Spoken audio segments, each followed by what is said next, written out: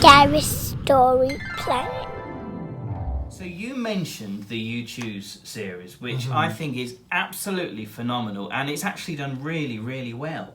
How did that come about? And more importantly, how do you get so many ideas into it?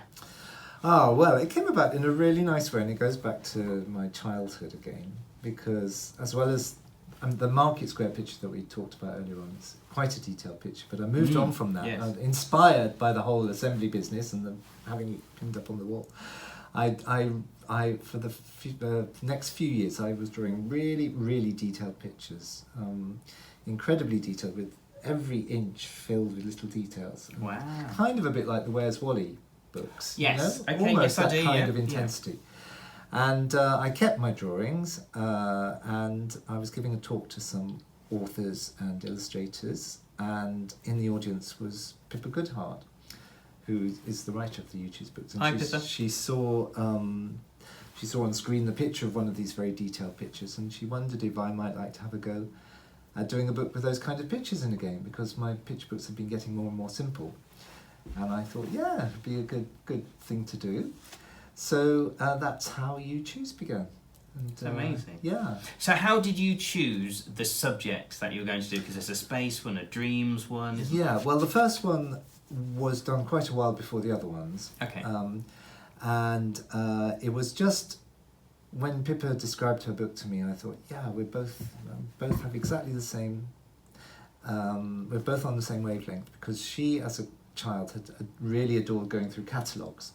I don't think we get catalogues quite as much as when I was a kid, but they were great big thick, enormous thick books, really big, absolutely full of photographs of clothes and shoes and hampers. There were always hampers in the back of like the ones. Littlewoods catalogue. Yeah, the Littlewoods catalogue. And so all this wonderful array of things that you could fantasize over, and you could think, well, if I could have any T-shirt, I'd have that T-shirt. And if I could have anything in my bedroom, and then there'd be, you choose your bedspread, and lots and lots of choosing to do, but mostly just kind of fantasizing about this wonderful life you could live if you could have anything in it. And it was a really enjoyable thing to do. And You Choose is a bit like that. It's choosing if you could have anybody as a friend, if you could eat anything, if you could live in any sort of house. So it's I knew it would have appealed to me as a boy. And that's often a way that I judge books. I think, would the young Nick be interested in this book? Would he enjoy it? And it was a lot of work, I have to say. I mean, Pippa and I kind of discussed what things we could put on each page and made lists, and then kept adding things to the lists. And then I drew it all up. And it was the first book that I actually did digitally for myself as well. Oh, so it was a bit of a trial, what's the expression? Baptism by fire. Baptism, yes. So I was kind of teaching myself as I went along. Yes, and it was exhausting, and at the end of it I said I never want to do another one of those books again.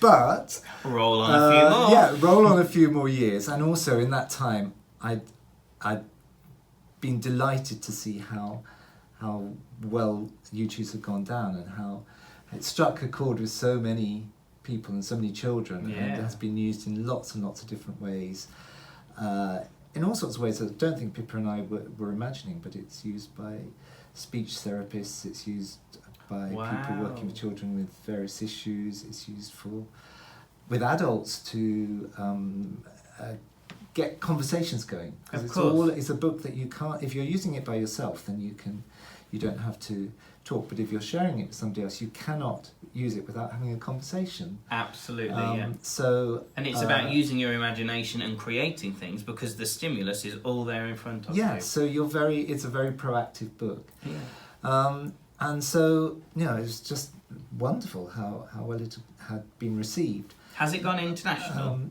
Yes, it has. It's gone into quite a few different languages around the world. And so I thought, maybe I will do a second one. So the second one was originally called Just Imagine. It's now called You Choose Your Dreams. Yep. And then after that, I kind of was getting into this a bit more, and we did You Choose in Space, which was fun. In fact, that was quite a challenge, because we had to fill it with all food and clothes and lots of the things that we'd had in the first book, but then we had to give them all a space twist. So I had to do extra imaginative thinking and turn ordinary foods into space foods and design all sorts of space outfits and space creatures and really stretch my thinking cells for that one. Get your thinking caps on, absolutely. So I know from my early picture book journey that I'm on at the moment, it is quite collaborative, but it's not so much between me and the illustrator. We don't really communicate, it goes via the publishers, but it seemed like you and Pippa were the main leaders for this. Did you work well together? Yeah, it varies from book to book. I mean, as you say, that's often the way is that you as the writer do your contribution, and then the publishers, who are often the people that choose who's going to illustrate the book, are kind of in the middle, and they give your book to the illustrator and he does or she does her bit. And that's probably the usual way that I've worked, but it's really nice if you can strike up a friendship with the writer that you're working with, and have telephone calls or exchange emails and have contact. I find, rather than just working in isolation. It is different for everybody. Some artists don't want to have any other sort of they just want to do it all for themselves, I guess, once they've got their material. But I quite like to be collaborative, and that's a very collaborative book. Yeah, absolutely. So I know this is a really difficult question, and I ask everybody it, but with over 260 books potentially, is there a favourite or a series that is closer to you just a little bit than some of the others? Well, I've been lucky to work with all sorts of fantastic writers, but I think really and truly my favourite books are the ones where I've actually done the words as well. Yes, author because as well. Because you get double satisfaction, it's all, you've done everything. And I couldn't do that all the time, so I love having the mixture. But probably my favourite books are my Shark in the Park books that I have done. They're very simple rhyming books, but writing texts for picture books, as you know, is much harder work than it appears. Looks. Yes, Yeah. I mean, if it looks really effortless and easy, and it looks like you did it in a happy 5 minutes, then it's probably taken months and months of real toing and froing. Yeah. Do you find what's easier, when you're creating a book that you've written the text for, or when someone has given you the text? Well, it's really, like I say, it's nice to have the balance, because sometimes it's wonderful to be given the material and to think, right, I've got a problem to solve. I've got to turn these words into visual images that I think are what the author is hoping for. And also how I see it too. So I've got a challenge here. I've got to make this written world a visual world. So that's a nice problem. Written world, a visual world. I think that's a really good quote. I like that. Okay. So, and if you're given a wonderful text to illustrate it, it's brilliant. So that's great. And then if you're doing it for yourself, it's the way I would start is I would try and think of what do I want to illustrate? Again, when you're illustrating for somebody else, sometimes you might be presented with things that you really wouldn't naturally choose, and you think, crikey, how am I going to draw? As Jeremy Strong, who I illustrated quite a lot of books for, I remember one book when I think there was a scene with about 6 fire engines and dozens and scores of policemen and a whole crowd and a big chase scene going on, and I was thinking, and a motorbike crowd as well. Scenes. I always tremble a bit at the thought of drawing motorbikes because I don't know anything about them, so I have to kind of research quite hard. But anyway, you're presented with a challenge, and you've got to face the challenge. So I did illustrate that scene. But if I'm doing a book for myself, I think, what do I want to illustrate? And so I've been working my way for years now, working my way through, I don't know, kings and queens and pirates and gradually getting through all the subjects that I think it would be nice to do. Fairy tale characters. Fairy tales, yes, yeah. And so you think, what would I like to illustrate? And then you've got to come up with a story to go with it. Absolutely.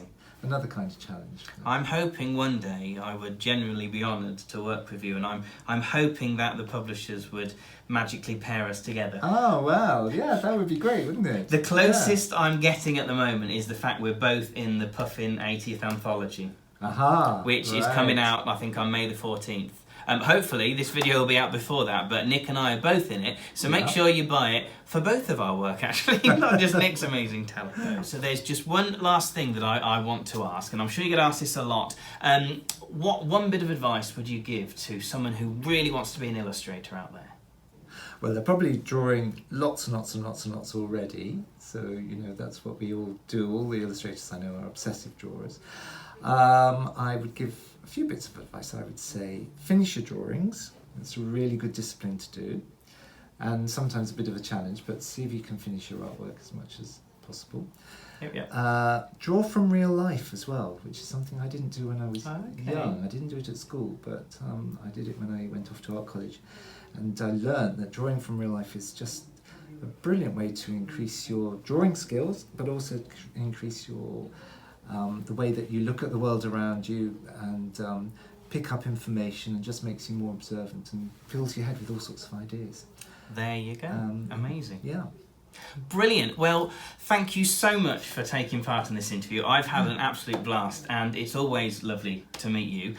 Just make sure you subscribe and leave a lovely little comment here on the YouTube channel for Gareth's Story Planet, and you can get to find all the exciting things that are happening in the picture book world within the UK. Thanks for joining us. Bye.